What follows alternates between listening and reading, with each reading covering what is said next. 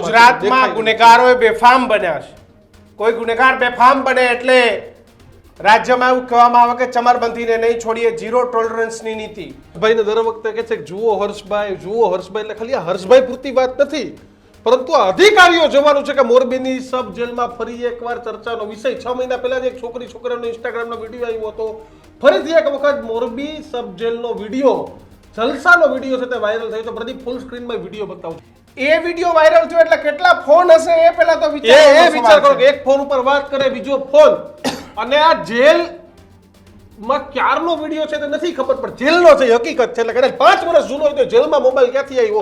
અને જે પ્રકારનો મોબાઈલ છે ને, આઈફોન ઈ લેટેસ્ટ મોડેલ છે. એટલે 2-4 મહિનાની જેલ છે ભાઈ. ખીધારી ઊભા છે એટલે પોલીસે છે. અને દીક્ષિત, આ વિડીયો છે એ જેલની કોઈ ઓફિસનો વિડીયો છે કે જ્યાંથી કેદીઓને સેટિંગ સાથે એટલે વીઆઈપી સુવિધા ત્યાંથી જ મળતી હોય. કારણ કે જે કોઈ એક સર્વર રૂમ પ્રકારની વસ્તુ પણ મને આમાં દેખાય છે. પણ દીક્ષિત, આમાં ન્યાય ક્યાં માંગવા જાવ? તમારું નામ જોઈએ છે? પણ સેટિંગ હોય, સબ જેલ હોય એટલે જલસા. નહીં સબ જેલ એટલે જલસા. છતાંય તમને કોઈ પણ મોટો ખૂંખાર કેદી હોય ને, જેલ ટ્રાન્સફર કરાવીને જુનાગઢ જતો રહે છે. એટલે એમાં અંદર આરામ થાય. પરફેક્ટ. એટલે ઘટના એવી છે કે આ જ પ્રકારની સ્થિતિ જો આપણા ગુજરાતની જેલની રહેશે ને તો આરોપીઓને ડર નથી રહ્યો.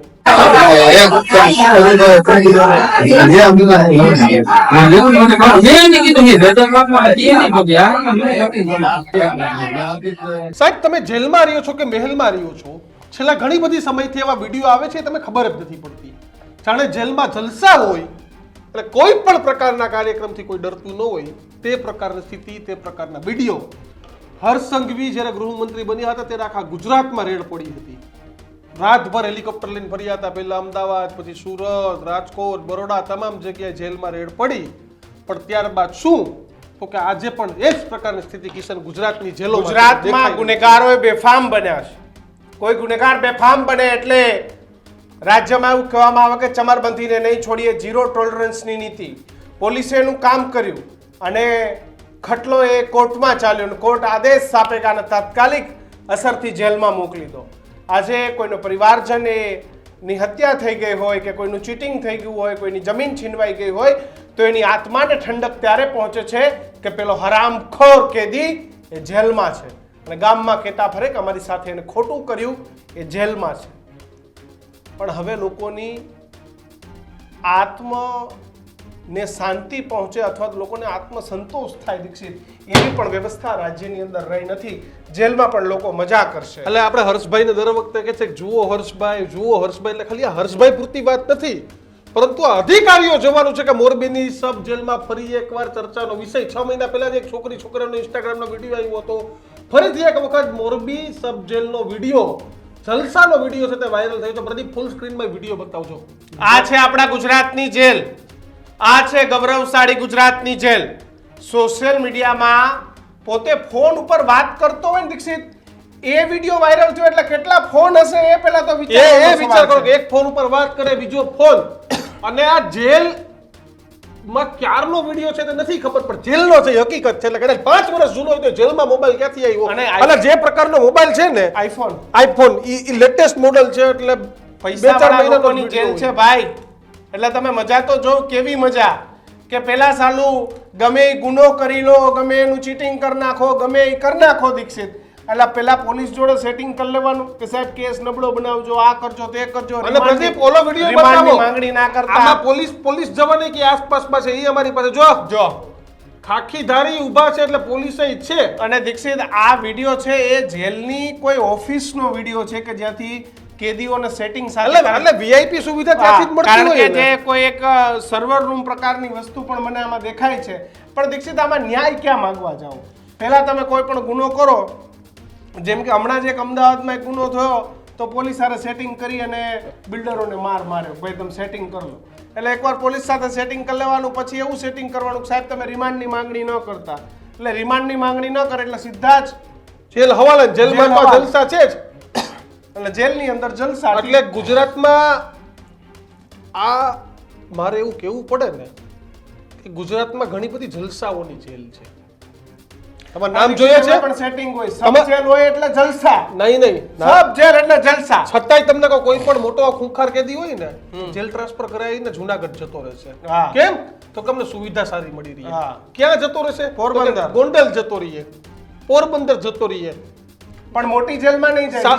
સાબરમતીમાં તોય 5% આનો આઈન કઈ નથી મળતો ને તો બીજો વિકલ્પ તમે સાબરમતી આપો, પણ બરોડા નહીં જાય. હા, બરોડા નહીં જાય. ત્યાં અધિકારીને એનું પ્રશાસન ચલાવી નથી. પ્રશાસન એટલે અધિકારીઓ બદલે એટલે જેલનો માહોલ બદલે, અધિકારી બદલે એટલે જેલની બદલીનો દોર બદલે. જે નાની જેલો હોય ને, સમજી લે કે હું તને એમ કહું કોઈ પણ ગુનો જે તે જગ્યામાં બન્યો એટલે નજીકની જેલમાં જાય. ફાયદો શું થાય? તો કે સૌથી પહેલા સારામાં સારી ટિફિન સર્વિસ મળી રહે, તમને હરવા ફરવા મળવા વાળા મળી રહે ભાઈ. અને બીજું બીજું દીક્ષિત, 4 દિવસથી મેડિકલ કરાવીને જતા Yes. રહે.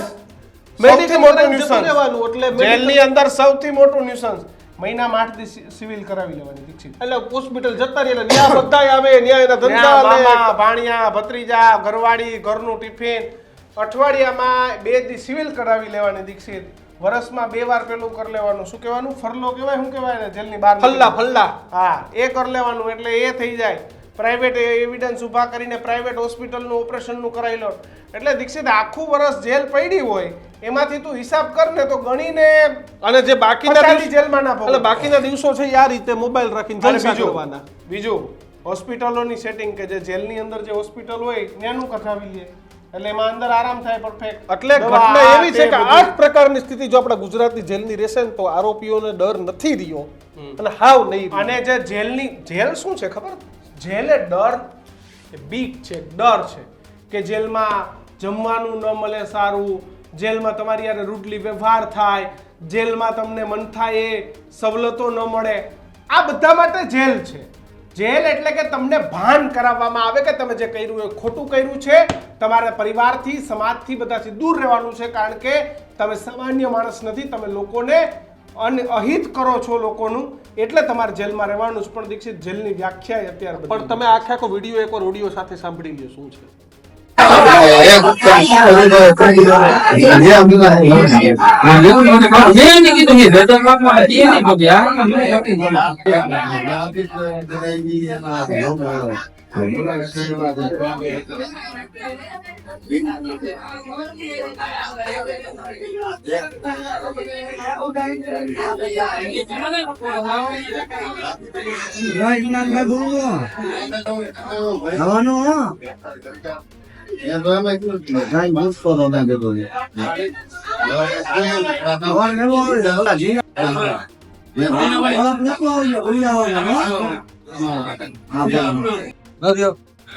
શું ખબર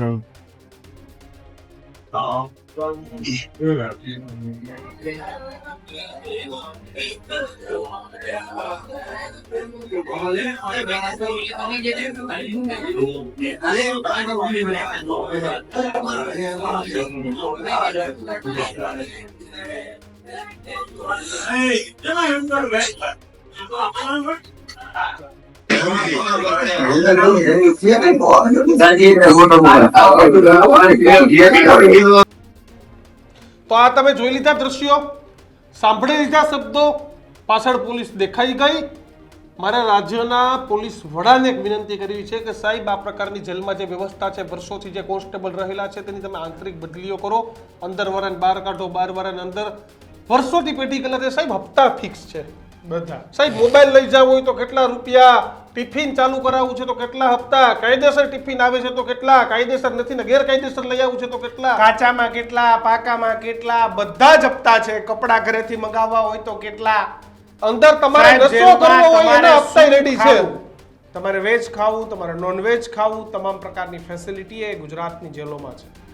જો હું તમને કહું છું જેલોમાં જો કાર્યવાહી નહીં થાય તો મારા શબ્દ યાદ રાખજો, પૈસાવાળા લોકોને ડર જ નહીં રહે. દીક્ષિત, કે જેલમાં રહેવું, મેલમાં રહેવું, હું ફેર 2-3 વર્ષ જેલમાં કાચા. ઘરે તો બધી વ્યવસ્થા છે જ, કરોડો રૂપિયાની સંપત્તિ છે, ઘર પરિવાર સુખી છે, એટલે એ તો ચિંતા નથી. એકવાર ગમે ચીટિંગ કે ખોટું કામ કરી લો, જેલમાં ગયા આજને જ કાલ 2 વર્ષે 3 વર્ષે જામીન પર છૂટી જાવ, પાછા હતા ઈ નહીં. એટલે ઘટનાક્રમ એવો છે કે આપણે એવી વ્યવસ્થા ગોઠવવી પડશે કે આરોપીને જેલમાં જવું હોય તો એ પગ ધ્રુજવા જોઈએ. ખરા અર્થમાં આરોપીઓના પગ ખાલી બેસી રિમાન્ડ થી ધ્રુજે, પોલીસની રિમાન્ડ થી ધ્રુજે, કે રિમાન્ડ નહીં, કસ્ટડી આપી દો અમને. એટલે હમણાં તો આ હર્ષભાઈના શબ્દો પછી આ પોલીસ અધિકારીઓએ વરઘોડા ન કાઢવાના ને પ્રગ ન ધ્રુજવાના એ એક નવી ફેસિલિટી ચાલુ થઈ હતી. જોકે જેટલા નવા કાયદા આવે એટલા નવા ભારણ આવે અને જનતા પર જ આવે કે આ કરવું હોય તો આટલા જોકે આખી ઘટનામાં 3 વખત અમારી ટીમે એસપી સાહેબને ફોન કર્યો યસ જવાબ લેવા માટે, કારણ કે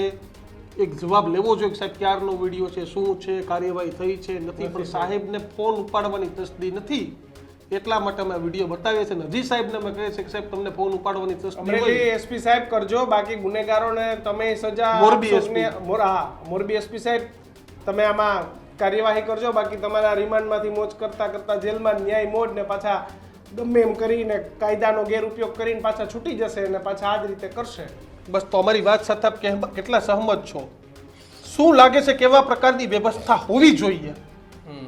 તમે કોમેન્ટ કરજો. બધામાં આધુનિકરણ એટલે તમારી આવ્યું. મારી કોમેન્ટ થી કઈ મોટો બદલાવ નથી આવવાનો. બધામાં આધુનિકરણ આવ્યું. જેલમાં પણ હું કહું કે આધુનિકરણ આવવું જોઈએ કે ભાઈ કોઈ ગંભીરમાં ગંભીર ગુનો કર્યો છે તો સરકારે કેવું ભાઈ એના ઉપર સીસીટીવી રાખો ને બહાર ગોઠવો ટીવી, લોકોને ખબર પડે કે જો આ આરોપી છે નાની આ પરિસ્થિતિ. એટલે અમારી વાત સાથે આપ કેટલા સહમત છો તે કોમેન્ટ બોક્સમાં લખજો, કારણ કે આપણી કોમેન્ટથી કોઈ બદલાવ નહીં આવે પણ લોકો વિચારતા જરૂર થશે તો કોમેન્ટ કરવી, સંવાદ છે તે જીવતો રહેવો જરૂરી છે.